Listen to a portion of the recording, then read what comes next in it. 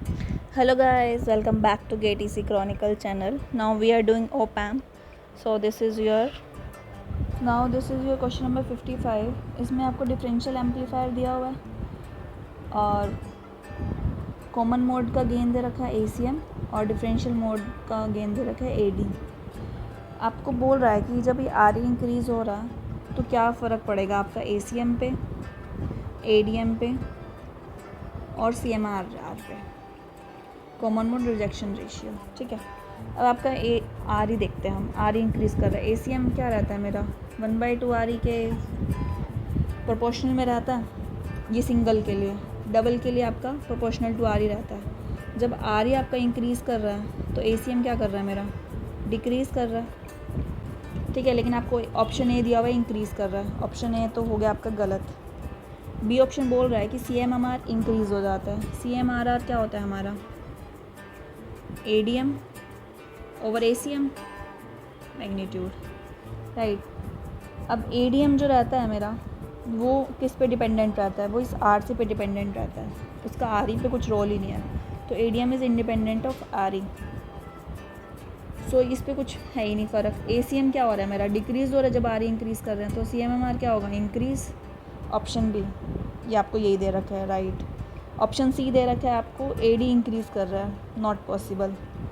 AD तो dependent ही नहीं है RE पे। और डी ऑप्शन आपका CMR डिक्रीज़ कर रहा है, नहीं वो इंक्रीज़ कर रहा है। So this is option number B. Direct कर सकते हैं आप 1 मार्क्स के लिए आया था, ये 2014 का क्वेश्चन था। Now this is your question number 56। इस क्वेश्चन में आपको आइडियल दिया हुआ है, आइडियल ओपैम्प दे रखा है और V0 की वैल्यू पूछी हुई है और इसने ऑप्शन दे रखे हैं। जो V0 की वैल्यू आपको V1 और V2 की टर्म्स में निकालनी है। ठीक है, अब आप पॉजिटिव टर्मिनल पे देखो आपका क्या है, V2 है। वर्चुअल ग्राउंड कंसेप्ट से यहाँ पे भी V2 रहेगा, राइट। अब मैं यहाँ पे नोडल एनालिसिस करूँ, सो V2 minus V1 divided by R plus V2 divided by 2R plus का V2 माइनस का V0 क्या आ गया, डिवाइडेड बाय 3R क्या आ गया आपका, इक्वल्स टू 0, राइट। अब मैं V1 और V2 को देखूं, so V2 1/R plus 1/2R plus 1/3R minus V1/R equals to V0/3R। So आपका ये क्या बन गया, V2 कितना हो गया, R से R आपका कैंसिल हो जाएगा हर जगह, 1 प्लस 0.5 प्लस 0.33 इंटू में 3 minus 3V1 equals to V0। ये 3 भी आपका यहाँ पे आ गया, राइट। तो ये क्या बन गया, 11/2 ऑफ V2 माइनस का 3V1 इक्वल्स टू V0। ये है आपका ऑप्शन नंबर डी।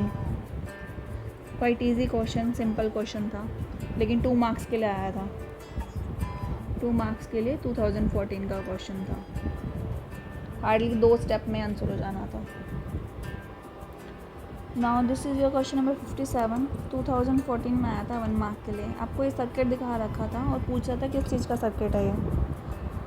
4 ऑप्शन दे हुए थे। इसका बेस्ट है, अगर आपको सर्किट समझ में आ रहा है डायरेक्ट आंसर कर दो, नहीं तो ऑप्शन एनिमेशन से जाओ। मुझे ये डायरेक्ट पता चल रहा है मोनोस्टेबल मल्टीवाइब्रेटर है ये। कैसे पता चल रहा है मुझे, आप देखो 2 कैपेसिटर लगे हुए हैं, ठीक है। फीडबैक नेटवर्क है, सैचुरेशन इसने दे रखी है। और फीडबैक कहाँ से मिल रहा है आपको, पॉजिटिव से मिल रहा है। अब आप बोल दोगे इसमें डायोड तो लगा ही नहीं हुआ।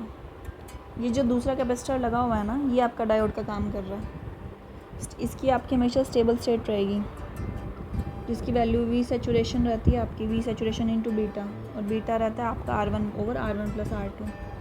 ठीक है, आइधर +12 रहेगा, इधर -12 रहेगा उसमें, और ये फीडबैक नेटवर्क का आपका इम्पिडेंस रहेगा मल्टीप्लाई में। आइधर ये हो सकता है, आप डायरेक्ट कर दो, नहीं तो आप ऑप्शन एलिमिनेशन से जाओ।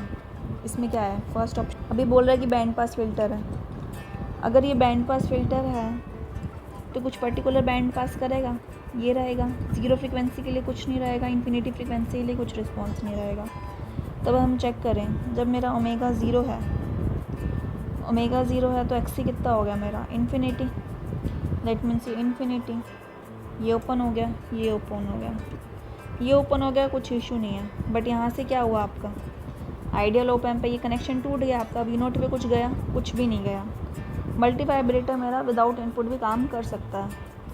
इस C2 से कुछ फ़र्क नहीं पड़ा, C1 से फ़र्क पड़ा, आउटपुट नहीं गई मेरी, ठीक है। इस केस में मेरा रिस्पॉन्स जो है ना 0 है वो।